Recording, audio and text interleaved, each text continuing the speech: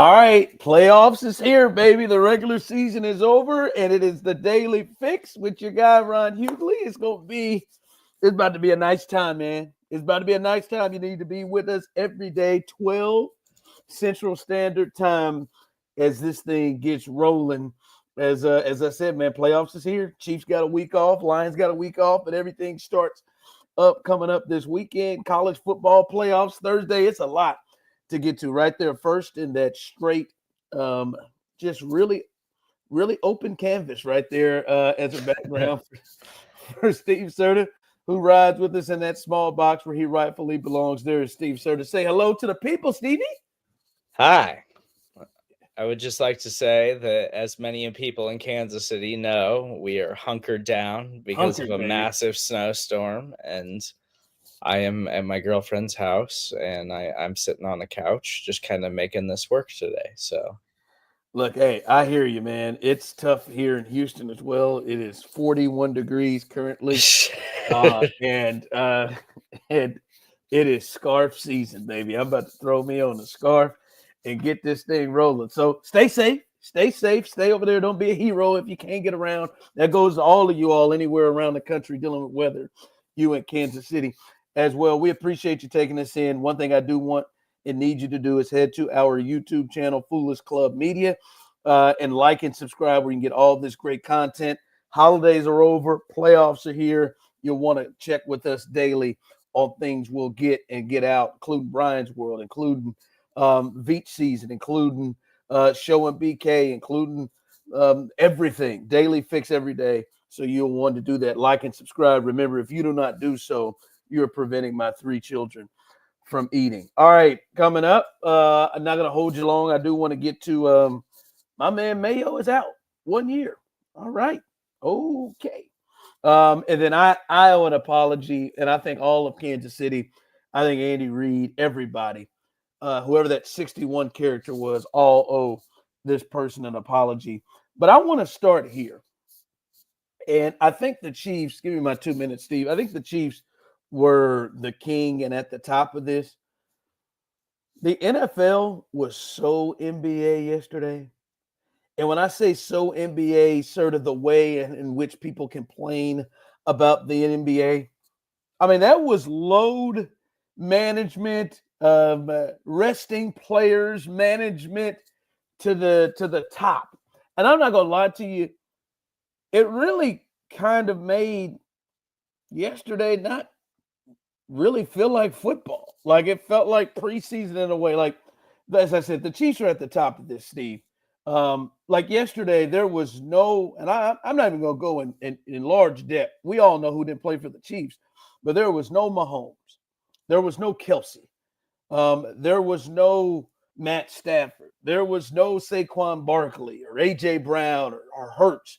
There was no Josh Allen. He played one play to extend his streak, but there was none of those guys. There was no, hell, some of the young guys set it out. There was no, Jaden Daniels played for a couple of series and set down. C.J. Stroud played for a series, set down. Drake made him play. Like, just so many stars just set it down.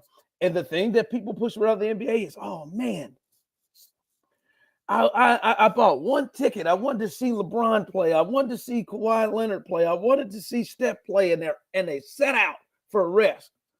You look at the schedule, Steve, I bet there are people in Denver like, yo, oh, I want to see Mahomes. Hell, we've been sitting there and having to watch this team for years. I want to see Mahomes. When they play him, last game of the season, hell yeah, Mahomes, Kelsey, maybe Tay will be there. No, them jokers didn't play. And a lot of us around the league. Now, I think the NFL will get a pass, sort of, because they're Teflon Don. They're Rick Ross around here. But that felt a lot like what a lot of sports fans have complained about the NBA. They're just sitting out games when guys aren't hurt, or they're just resting guys. That was a load management day if I've never seen one. And, there were some teams that played, but that was not a fun NFL Sunday. And you felt this for years with fantasy. That's why I guess they've changed the playoffs on this. I mean, it wasn't fun, to be honest with you. Yesterday did seem rougher than usual. And I think part of it was there's just so many bad teams across the league this year that there was a lot of people legitimately competing for significant draft position. Like we're talking like top 7 draft picks where multiple teams had similar records. And so a lot of it was just tanking. And then and the Broncos obviously had something to play for, so they just rolled out everybody, and Bo Nix was out there looking like a legitimate superstar against the Chiefs, but it just wasn't fun. Week 18 is never fun generally unless there's things to play for, and even like the Sunday night game, the Lions and the Vikings division on the line, and Sam Darnold, which is why we've been worried about the Vikings, has like one of the worst games of his season, and it wasn't even an entertaining game, and that was like the last game that was supposed to save the day for the NFL. Like the Chiefs, them just punting on the game, which we understand, just like I understand why the NBA does the things that they do and why they've rested guys so they can be at their best. Like, yeah, we're playing 82 games. Hey, I don't know. If Tim Duncan only played 60 of them, he may be in a better place by the end when the games really matter. So I get it on both sides. But the Chiefs punting on that game yesterday then made the Dolphins game not matter because the Dolphins look up, it's 6-0. The Chiefs are down 21-0. And they got, 11 yards of offense or something, it felt like. So, like that, even the games that were, all right, hey, the Dolphins, that game matters. No, it didn't. Not after the Chiefs punted on that sucker, it didn't matter. So the whole late window mattered. Like, it's so wild. Sort of the Rams could have gotten the 3 seed and played the Commanders, and at that time, as opposed to playing the loser of the Vikings-Lions game, hell, they didn't even start Stafford. They said to hell with it, man. We don't care. Like that was tough to watch. All right. I wanna apologize to Carson Wentz. And I think everybody in the organization should. The last time we talked about this, we talked about it on Show and BK. I believe we talked about it here. This was a big day in Carson Wentz's career. We're seeing the evolution of, hey, the player who was a quarterback and maybe a starter before who failed can come back and get a shot and play again. A la Sam Darnold, Russell Wilson, all these guys we're starting to see, Geno Smith, we're starting to see. And we thought, all right, this could be Carson Wentz's chance. If he comes out there and shows like he can do some things, then, maybe he gets a shot. Steve, he didn't have a chance in hell. I feel bad for Carson. All right, after that first drive, there were players in there, Steve, I'd never seen before. I didn't know the Chiefs had a 61. Didn't know it. I still don't know who was in playing center when Creed Humphrey left after the first drive. Remigio is who he's throwing that sucker to, became his target. Some of these guys in routes, that 88 guy that came from the Cowboys, I thought he was gone. He made a return. They had a guy on defense they signed 2 or 3 days ago, number 59, took Donnie Edwards' number. He was out there playing. He didn't have a chance. Like, it wasn't even a deal that some of these guys suck. Some of these guys just ain't never played with each other, don't even know protection. There was a 4th down heat drop back, and DJ Humphries got beat so quick, he didn't have a chance to unload anything. So Carson Wentz, I know you were looking at this as a big pivotal moment in your career. You didn't have a chance in hell with who they put around you. I feel bad for Carson Wentz because I know he put a lot into that, and he just didn't have a shot yesterday. I don't feel bad for him. I know you don't. I'm not going to go that far. It's a Week 18 game. He's a backup quarterback. He knows the drill. You got to go out there and make plays. And yeah, that offensive line didn't give him a chance. Was that Kingsley playing left guard? Yes, he was in at guard at one point. Hunter Norzad was in there. I don't know who that is. You just named one of those names. I don't know who it is. He's a 6th round pick for the Chiefs. I think Wanye Morris got a little bit of time, but not a ton. Yeah, when you're And subbing Wanye at right tackle, when you got to get him out of there, come on, man. yeah, and CJ Hansen, I think, is the other Sure. guy that was getting some time. Yeah, like it was rough. It was week 18, and the Chiefs had nothing to play for. And now, if you're a Bengals fan, you're buying into conspiracy theories that the Chiefs just wanted to leave you out of the playoffs, so they tanked this game against the Broncos. But the Broncos were playing everybody, and the Broncos went out there and tried to make a statement against the Chiefs backups. Like, yeah, this is what backups look like. It was a preseason football game for the Chiefs. They weren't Steve, doing anything complicated. They weren't trying. They didn't give Carson Wentz a chance, but it's fine. If Carson Wentz plays behind the Chiefs starting offensive line, which I hope doesn't happen in the playoffs, I think he would look a lot better with their skill players and that offensive line than what he looked like in yeah. week 18. But that's the way that it goes. Yeah, well, all we gonna know is Carson couldn't crack 100 in a four quarter game. It was against a good defense. The Broncos are a really good defense. It's just terrible. It wasn't just backups, Steve. Man, these are backups. Man, it wasn't just backups, man. It was I'm just saying, he's been thinking all week. All right, I'm gonna show it.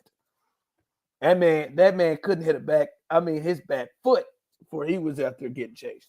All right. It is Black Monday, where we know coaches get fired, and Doug Peterson got fired today. Not a real surprise 3 years in, and we can see Trevor Lawrence from his first year has regressed. And to be honest, Trevor was just okay in that 1 year when you really take a look at it. So it's not a surprise there. And I guess we started to hear rumbling, so not a real surprise. But Steve, they didn't just cut loose Jerod Mayo, and not just cut him loose. They didn't even let his ass they didn't even let him have the day to sleep on it to make him think that he might stay on the job. They fired his ass as soon as the game ended. That they won, by the way, against the backups for the Bills. But they didn't even let him get a night. To me, this is another one of these things where it's just like, to me, this is different than guys like Lovie Smith, or this is different than Tom Sula, or this is different than David Culley, where you knew these guys weren't ever long-term thoughts. Jerod Mayo was a long-term thought. He's young. Yeah. It seemed like he was there being kind of groomed to take this role. Hell, they got rid of Bill.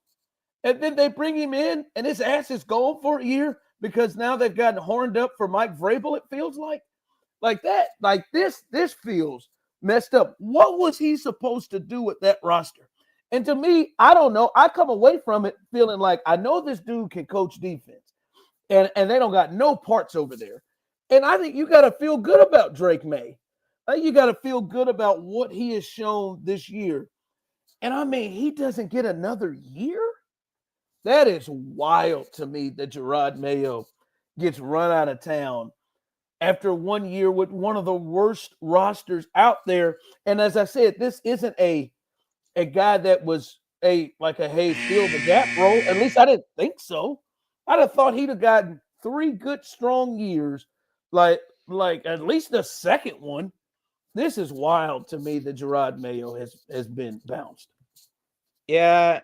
It's definitely weird because after the Patriots announced they were parting ways with Belichick, there wasn't like a long drawn out coaching process. It was like, we've been grooming Jerod Mayo to be a guy to come in and take things over. And then, and like the Vrabel stuff is interesting because I think Vrabel is a good coach who had success in Tennessee, but then there's also like, I think Vrabel is very much like of the Belichick era style of coaching where he is like, I am in charge. There is no questioning me whatsoever, that I want to have total control of every aspect of this operation. And it's like, we see that doesn't work a lot in the modern day NFL. And we see that's why certain coaches just seem to not really get along with players these days. And so for them to just be like, it's Vrabel or nobody after one season of Mayo, it certainly seems unfair. And their roster is garbage, but I also don't think that Jerod Mayo was like doing a good job. I think there was questionable things going on every single week where it made you feel like maybe he wasn't the guy for the job. But I still think he probably deserves more than one season. It's just now that you have a young quarterback who looks promising, it's like we have to jumpstart this thing. We have to find a way to make it work right now and get pieces around Drake May right now, because Drake May might actually be successful for the franchise. Yeah, but this wasn't Nathaniel Hackett like mistakes, like week after week after week, where it was just like this guy just is a buffoon when it comes to head coaching stuff. I think he was young and going to learn on the job and was going to do some learning on the job. But the thing that's going to be rough is they're going to bring in Vrabel. Let's just use him. They're going to bring in Vrabel, somebody like that, and then they're going to improve the roster and give him better parts to play with. And bam, look, now he's going to get that. I'm not saying Jerod Mayo's going to be a better coach than Mike Vrabel, or they're not going to be worse, but it does suck. Hey, man, you made me do the grunt work and the hard work with this bad roster and this bad team. We go out and beat Joe Burrow to start the year. We played and been in some games, and now I'm gonna be out, and now you're going to improve the roster with the quarterback that has promise. That to me is Bush League to me, and I feel bad for Jerod Mayo, who, listen, straight up, it's tough for black guys to get head coaching jobs in that league anyway. We'll see if he gets another shot after. Now he has 4-13 on his resume and left after 1 year. We'll see if that happens again. Hi, Mom and Courtney.